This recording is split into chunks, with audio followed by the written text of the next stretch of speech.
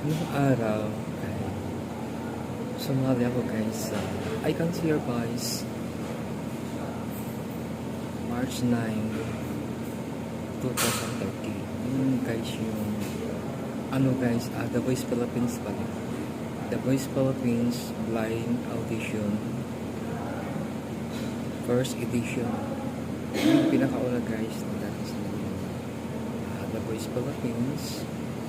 Katapos niya sumali din ako ng I Can See Your Voice September 16, 2023. Pagsali nyo guys,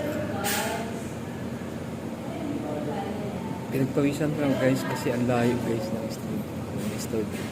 Naglalakad ko guys galing sa MRT, naglakas ka ba ng alsado, umiikot ako sa likod ng building, umulan pa, sobrang